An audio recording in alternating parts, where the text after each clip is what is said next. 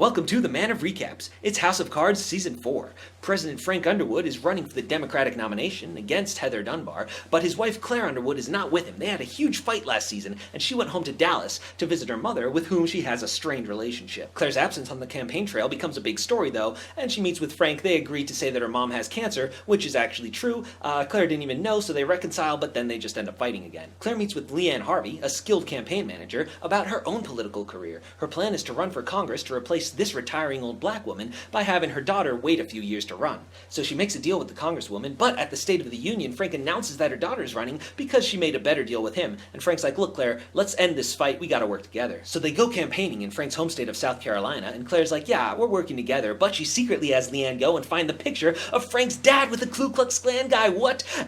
He wasn't in the Klan. He had a good reason to be in that photo, but everyone's pretty pissed at him anyway. Chief of Staff Doug Stamper confronts media guy Seth Grayson about the leaks. He thinks it's him, and while it's not, he did meet with the campaign manager for Dunbar as, to have a backup plan, so he has been sending them some stuff. But Frank finds out this leak was Claire, and she's like, that's right, I will destroy you if you don't do what I want, and what I want is to be vice president, a first lady vice president. That's crazy, but Claire is serious, and she will straight up divorce him if he doesn't make it happen, which would basically end his campaign. Hey look, it's Lucas Goodwin. He's the reporter that was investigating Frank, so Frank had him set up and shipped off to jail. Now he gets his cellmate to confess that he took the fall for some big mob guy, which is what they wanted to hear, so he's out on witness protection. He's been working the car wash in Ohio, but one day he sees Dunbar is going to be nearby, so he blows this guy in order to borrow his car and sneaks into Dunbar's campaign, has a secret meeting, tells her all the bad stuff Frank did, and she's like, you still don't have any proof, so I can't get involved, and he is totally crushed. So next time Frank's out in a crowd, he tries to assassinate him. Oh man! Meacham takes the bullets and he's dead. Poor Meacham, you were too good for this world. Frank is hit too, and he survives,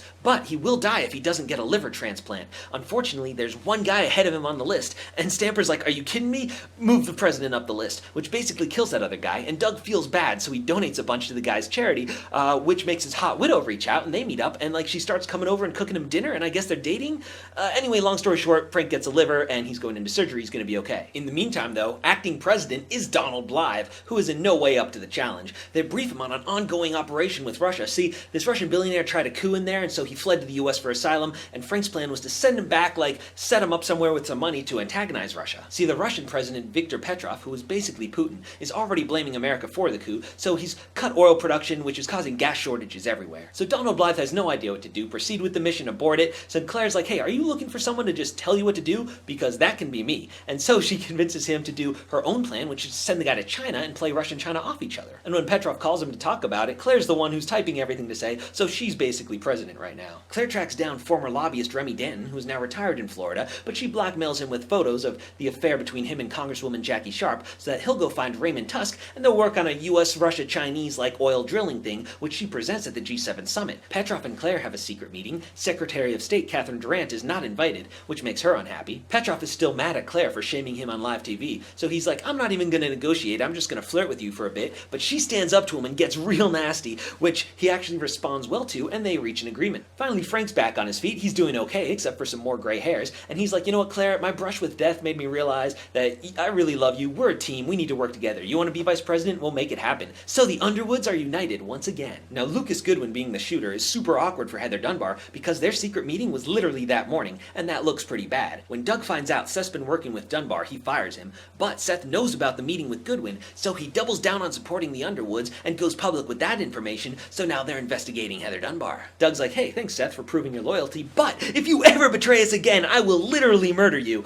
He lets him go for now, though. And Dunbar is just too honest to lie about meeting with Goodwin, and no matter how she tries to explain it, the implication that she told him to assassinate the president is just too bad and her campaign's over. So Frank has locked down the Democratic nomination, but he still has to face off with the Republican, Governor Will Conway. He and his wife are young and hot, and they've got an awesome family, and they are media darlings, and everyone loves them. Now there's a new terrorist group called ICO, and the military wants to bomb them, but Frank says let's hold on for a while, because Conway is working with the search engine to get a lot of good voter data, and Leanne is like, we can use this ICO situation for a domestic surveillance program. I know a data scientist who can use it all and get even better voter data. So that's super illegal, so they meet with him in this abandoned warehouse, and he's like, oh yeah, you get me the data, I'll win you the election. So he goes shirtless dancing while he's monitoring all communication in the United States. Meanwhile, the FBI is checking in with Hammerschmidt, who used to be a reporter with Goodwin. This gets him in the mood to walk down Zoe Barnes' old street and ask around the pizza shop. They've never seen Frank, but they have seen Meacham, who happens to be on TV right now. It's like, wait, are you serious? That's the first concrete link of the affair between Zoe Barnes and Underwood, so Hammerschmidt goes full investigation mode. He's checking all of Meacham's old travel logs to see if there's any discrepancies. Now it's the quest to make Claire vice president. Donald Blythe is ready to step down, and since Claire and Frank have been very anti-gun since he got shot, the Democrats want someone who is pro-gun to be vice president.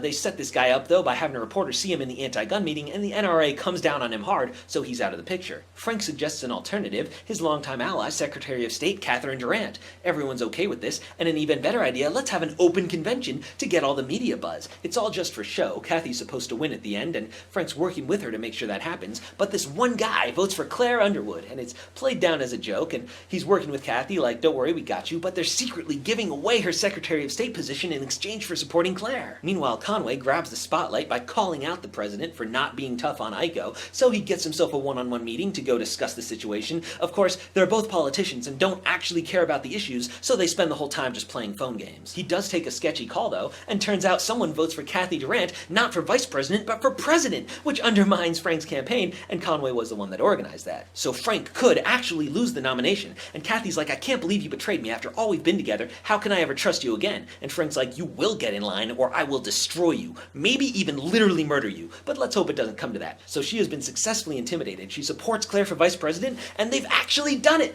Husband and wife gonna be president and vice president. That's crazy. Claire gave an amazing speech, by the way, written by famous novelist Tom Yates. He was working on a book about the president last season, but he never got to finish it, so he wants back in, and they decide to make him a speechwriter, which he's very good at. And when Claire's mom dies of cancer because she helps her OD on morphine, Tom Yates is there to comfort her emotionally and sexually, and in classic Underwood style, Frank's okay with this, and they have totally non-awkward breakfasts together. Watch out, it's terror time. Some family gets kidnapped by Iko right here in Kansas. Data Guy is running the surveillance program, and all of a sudden he has all the government agencies crawling up in there. Hopefully they won't find out that he's really been using it for election data. The kidnappers are a couple of white Americans who support Iko, and they want America to release their leader, who they have in custody. He has a secret meeting with Claire where she's like, tell them to release the hostages and we'll let you go and stuff. But on the call, he's like, no, kill the hostages. So that went about as poorly as possible. Hammerschmidt's been finding some actual evidence of Frank lying in his travel reports, so he tracks down Freddie, who used to run the barbecue joint.